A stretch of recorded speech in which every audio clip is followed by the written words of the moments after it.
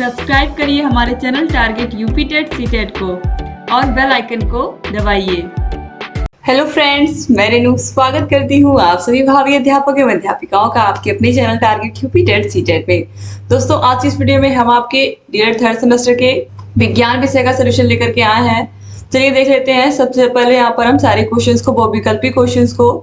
तो question number 1 है, पृथ्वी प्रत्येक वस्तु को अपनी ओर खींचती है, यह किसने बताया था? तो पृथ्वी प्रत्येक वस्तु को अपनी तरफ खींचती है, यानी कि कोई भी चीज हम ऊपर फेंकते हैं तो पृथ्वी पर वो नीचे आकर के गिरती है। चाहे वो बॉल हो, चाहे कोई भी वस्तु हो, वह ऊपर से नीचे ही गिरती है। इसका क्या रीजन होता है? पृथ्वी अपनी तरफ हर एक वस्तु को खींचती है। किस लिए खींचती है? क्योंकि वह गुरुत्वाकर्षण बल लगाती है। और यह किसने बताया था? न्यूटन ने बताया था। तो ऑप्शन 3 जो है ये सही हो जाएगा। दोस्तों, उम्मीद करती हूँ कि आपका पेपर अच्छा हुआ होगा। अब यहाँ पर आगे देखते हैं क्वेश्चन नंबर 2। ये मैंने बहुविकल्पी क्वेश्चंस में पढ़ाया था और देखिए आ भी गया। कुम्हार के चौक की गति कैसी होती है? जब कुम्हार बर्तन बनाता है तो जो उसका चौक होता है वो क्या करता है? घूर्णन गति करता है कि सरल रेखीय गति करता है कि वृत्तीय गति करता है कि दोलन गति करता है? ये सारे के सारे गति को मैंने क्लियरली आपको एग्जाम्पल दे करके बताया था। तो यहाँ पर राइट आंसर क्या होगा? ऑप्शन नंबर 1, घूर्णन गति। जब कोई भी वस्तु अपने अक्ष पर घूर्णन करती है, अपने अक्ष पर घूमती है, तो वह घूर्णन गति करती है। क्वेश्चन नंबर 3 है, सामान्यतः वृक्ष की लंबाई कितनी होती है? 0.5 मीटर से 1 मीटर, 1 मीटर से 3 मीटर, 3 मीटर से 30 मीटर या 30 मीटर से अधिक? दोस्तों, यहाँ पर आप देखिए सामान्यतः वृक्ष की लंबाई पूछा। यहाँ पर पौधा नहीं बल्कि वृक्ष की बात की गई। हमारे घरों में पौधे होते छोटे छोटे, उनकी बात नहीं की गई है। यहाँ पर वृक्ष की बात की गई है, एक विशाल वृक्ष की बात की गई है। तो जो विशाल वृक्ष होता है, वह जो वृक्ष होते हैं उनकी लंबाई 3 मीटर से लेकर के 30 मीटर के बीच तक होती है। तो ऑप्शन 3 जो है ये सही हो जाएगा। जिन भी प्रशिक्षुओं ने ऑप्शन 3 लगाया है उनका बिल्कुल सही है। तो ऑप्शन 3 यहाँ पर सही हो जाएगा। ठीक है, अगला क्वेश्चन है क्वेश्चन नंबर 4। प्रथम प्रकार के उत्तोलक का एग्जाम्पल है। आप देखिए ये फर्स्ट सेमेस्टर में साइंस में भी था उत्तोलक। आप देखिए थर्ड सेमेस्टर में भी पूछ लिया, जबकि आपके सिलेबस में अभी नहीं है। सरौता, नेल कटर, सीढ़ी या हैंडपंप? तो राइट आंसर क्या है? हैंडपंप जो है ये प्रथम प्रकार का उत्तोलक है। आप देखिए थर्ड सेमेस्टर में भी ये पूछ लिया है। क्वेश्चन नंबर 5 है, अवशेषी अंग होते हैं, अति आवश्यक, आवश्यक, अनावश्यक या उपरोक्त में से कोई नहीं? तो दोस्तों, जो अवशेषी अंग होते हैं ये अनावश्यक होते हैं, जैसे कि पूंछ हुई या निमेषक पटल हुए, जिनका कोई भी उपयोग नहीं होता, कर्ण पल्लव। तो इस तरीके से ऑप्शन 3 जो है ये सही हो जाएगा, ये अनावश्यक होते हैं। इसके बाद अतिलघुत्तरीय क्वेश्चन पर आते हैं। क्वेश्चन नंबर 6 है, तालाब के एक बूंद में सूक्ष्मदर्शी से देखे जाने वाले किन्हीं 4 सूक्ष्म जीवों के नाम लिखिए। तो आप लिख सकते हैं कवक, बैक्टीरिया, इसके अलावा आप लिख सकते हैं शैवाल, इसके अलावा प्रोटोजोआ भी हो जाएगा। आगे बढ़ेंगे। क्वेश्चन नंबर 7 है, सभी हरे पेड़ पौधे स्वपोषी क्यों कहलाते हैं? तो स्वपोषी किन जीवों को कहते हैं? ऐसे जीव जो अपना भोजन स्वयं बनाते हैं, तो वे स्वपोषी कहलाते हैं। तो सारे हरे पेड़ पौधे जो होते हैं वो सूर्य के प्रकाश की उपस्थिति में प्रकाश संश्लेषण की क्रिया द्वारा अपना भोजन स्वयं बनाते हैं, इसीलिए सारे हरे पेड़ पौधे स्वपोषी कहलाते हैं। क्वेश्चन नंबर 8 है, कैरामल क्या है तथा इसका उपयोग क्या है? दोस्तों, जो कैरामल होता है ये भुनी हुई शक्कर होती है।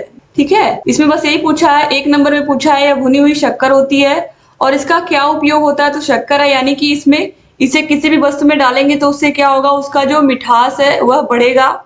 इसके अलावा यहाँ पर पूछा है इसका उपयोग, तो इसका उपयोग जो भोज्य पदार्थ होते हैं उनको कलर करने में होता है, यानी कि उनको ब्राउन रंग देने में होता है। और इसका प्रयोग कैंडी बनाने में भी होता है। ठीक है, क्योंकि यह मीठा है, भुना हुआ शुगर यानी कि मीठी चीज ही है, तो टॉफी में भी इसका प्रयोग होता है। इसके बाद क्वेश्चन नंबर 9 है, रात में तारे क्यों टिमटिमाते हैं? दोस्तों, जो तारे होते हैं यह वायुमंडलीय अपवर्तन के कारण टिमटिमाते हैं।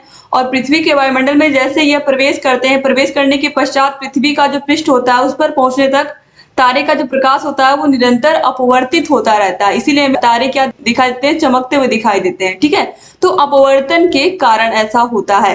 1 नंबर में पूछा था।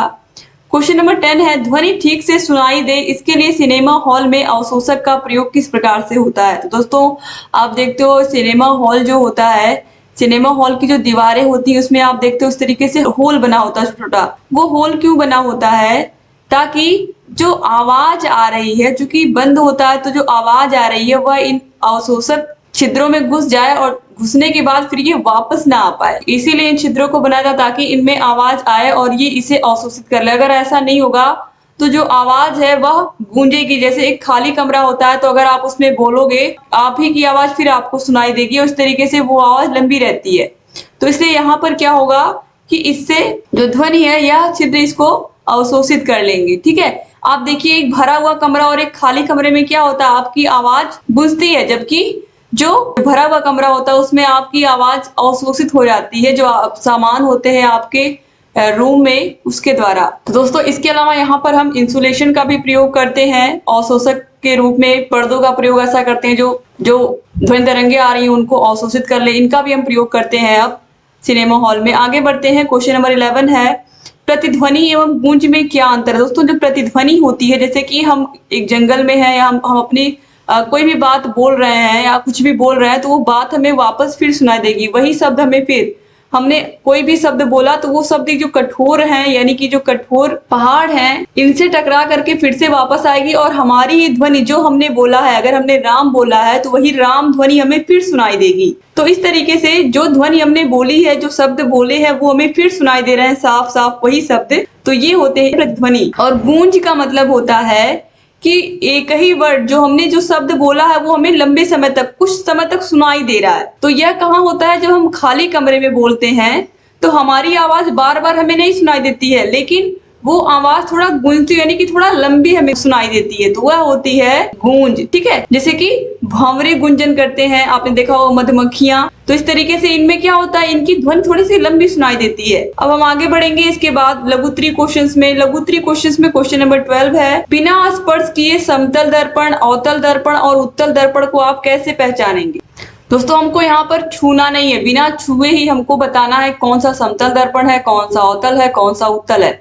तो सबसे पहले अगर मैं समतल दर्पण की बात करूं तो समतल दर्पण जो होता है इसका जो प्रतिबिंब होता है हूबहू इसी की तरह बनता है। अगर इतना बड़ा रियल में है तो यह दर्पण से देखने के बाद भी समतल दर्पण से वो इतना बड़ा ही रहेगा, ये इतना बड़ा नहीं हो जाएगा, ये जितना बड़ा है उतना ही बड़ा रहेगा और जैसा है वैसा ही इसका प्रतिबिंब दूसरे साइड पर बनेगा। और जो अवतल दर्पण होगा दोस्तों, इसके सामने जब इससे हम किसी वस्तु को देखेंगे तो वह वस्तु हमें और बड़ी दिखाई देगी, इसके अलावा बिल्कुल सीधी दिखाई देगी, सीधी दिखाई देगी और बड़ी दिखाई देगी। अगर किसी वस्तु को हम अवतल दर्पण से देखते हैं, कैसे देखते हैं, अवतल दर्पण से अगर हम देखते हैं तो वह सीधी दिखाई देगी और बड़ी दिखाई देगी। अब हम किसी वस्तु को अगर उत्तल दर्पण से देखते हैं तो वह हमें कैसी दिखाई देगी, तो अगर हम किसी वस्तु को उत्तल दर्पण से देखते हैं तो वह कैसी दिखाई देगी, चलिए देखते हैं। यहाँ पर उत्तल दर्पण आपको पता है कि उभरा हुआ होता है, ऐसे इस तरीके से, इस तरीके की कुछ आकृति होती है, उसको उभरा हुआ होता है इस तरीके से। तो यहाँ पर कोई वस्तु रखी हुई है, जब हम उसको उत्तल दर्पण से देखते हैं तो दोस्तों इसके सामने जब हम देखेंगे तो यह वस्तु छोटी दिखाई देगी। ठीक है, यानी कि जो समतल दर्पण होगा सेम वस्तु दिखाई देगी, जो समतल दर्पण होगा उसमें वस्तु जैसी है वैसी ही दिखाई देगी, अवतल दर्पण में बड़ी दिखाई देगी और उत्तल दर्पण में छोटी दिखाई देगी, उसकी परछाई या उसका प्रतिबिंब छोटा बनेगा। तो इस तरीके से आप लोगों को समझ में आ गया होगा। अब हम आगे बढ़ते हैं, क्वेश्चन नंबर 13 है शरीर के अंगों को गति प्रदान करने वाले ऊतक का नाम लिखिए तथा चित्र बनाइए। शरीर के अंगों को गति प्रदान करने वाले ऊतक का नाम लिखना है और चित्र बनाना। दोस्तों शरीर के अंगों को गति प्रदान करने वाले ऊतक को हम क्या कहते हैं, पेशीय ऊतक कहते हैं। और पेशीय ऊतक का आप देखिए यहाँ पर फिगर बनाना था तो ऑलरेडी आप लोग के सिलेबस में से ही पूछा गया है, आप लोगों ने उम्मीद करती हूँ कि बनाया होगा। इसके बाद क्वेश्चन नंबर 14 है एड्स के कारण तथा रोकथाम पर चर्चा करिए। तो आपको पता है एड्स कैसे होता है, HIV वायरस के कारण होता है और एड्स का फुल फॉर्म भी मैंने लिखवाया था, एक्वायर्ड इम्यूनोडेफिशिएंसी सिंड्रोम। इसके कारण क्या है ये भी आप लोगों को मैंने स्पष्ट रूप से इसके सभी कारणों को लिखवाया था, किस तरीके से असुरक्षित तरीके से अगर किसी को जो इंजेक्शन लगाया गया है किसी एड्स पीड़ित को वही इंजेक्शन किसी स्वस्थ व्यक्ति को लगा दिया जाए तो इससे हो सकता है एड्स। इसके अलावा दोस्तों अगर किसी ऐसी माँ जो एड्स से पीड़ित है, जिनको एड्स हुआ है, एड्स से उनके बच्चे को भी एड्स हो सकता है। ठीक है, इसके अलावा असुरक्षित यौन संबंध भी यहाँ पर होता है एक कारण दोस्तों।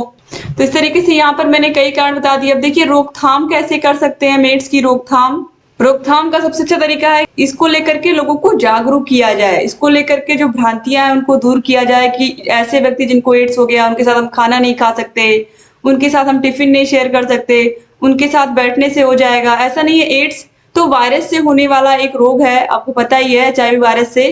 तो यह किसी प्रकार से संक्रमित रोग नहीं है। इसके बारे में जब हम लोगों से चर्चा करेंगे, लोगों को इसके बारे में जानकारी देंगे, तभी धीरे धीरे इसकी रोकथाम हो पाएगी और इसका इलाज चलता रहता है व्यक्ति जीवन भर। इसके बाद देखिए क्वेश्चन नंबर 15 है, प्रकीर्णन से आप क्या समझते हैं, एग्जाम्पल देकर बताइए। दोस्तों प्रकीर्णन का मतलब होता है फैलाव। तो दोस्तों आप लोगों का जो सिलेबस है जिसमें पेड़ पौधों की बात की गई है, अगर हम उसको लेकर के देखें तो प्रकीर्णन का मतलब होता है फैलाव। और फैलाव का मतलब है जैसे कि पौधों के जो बीज होते हैं उनका फैलाव होता है, जल के द्वारा भी होता है, इसके अलावा वायु के द्वारा भी होता है। यहाँ पर मैं कुछ एग्जाम्पल भी आप लोगों को दूंगी किस तरीके से प्रकीर्णन का मतलब आपको समझना है। अगर हम पौधों की बात करें यहाँ पर, तो किस तरीके से बीजों का प्रकीर्णन होता है, बीज दूर दूर तक फैल जाते हैं, पौधों से दूर दूर तक फैल जाते हैं, जैसे कि वायु द्वारा, जैसे कि सहजन हुआ, इसके अलावा द्विफल हुआ, मंदार हुआ। अब अगर हम जल द्वारा बात करें, जैसे कि नारियल मैंने आप लोगों को बताया था कि जल द्वारा इसका प्रकीर्णन होता है, यानी कि इसके बीज एक स्थान से कई स्थानों पर जल के द्वारा पहुंच जाते हैं, यानी कि प्रकीर्णित हो जाते हैं।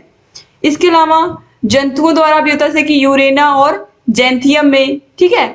अब यहाँ पर तो बात हो गई फैलाव प्रकीर्णन, यहाँ पर ये पौधों से रिलेटेड हो गया, यहाँ पर मैंने ढेर सारे एग्जाम्पल भी दे दिए आपको।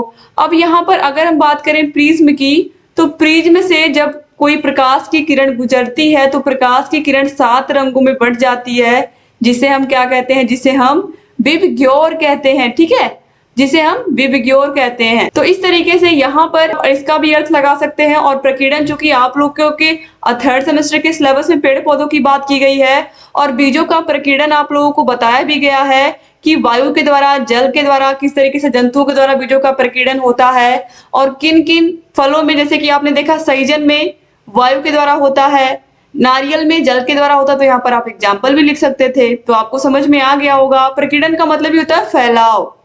इसके बाद देखिए क्वेश्चन नंबर 16 है, जलीय पौधों के गुण उदाहरण देकर समझाएं। दोस्तों जो जलीय पौधे होते हैं इनके क्या क्या गुण होते हैं यहाँ पर पूछा है। तो जो पत्तियां होती हैं इनकी, यह बहुत ही मुलायम होती हैं। इसके अलावा इनके जो तने होते हैं वो लंबे और मुलायम होते हैं, जैसे कि कमल आपने देखा है, जलकुंभी देखा है आप लोगों ने। इसके अलावा केला, ये सब नमी में पाए जाने वाले, यानी कि पानी में पाए जाने वाले पौधे होते हैं। और यहाँ पर एग्जाम्पल पूछा है तो आप ढेर सारे एग्जाम्पल लिख सकते हैं। इनकी पत्तियां आप देखते हो बहुत मुलायम होती हैं और यह सतह पर आकर के तैरती हैं, जैसे कि कमल का पौधा हुआ।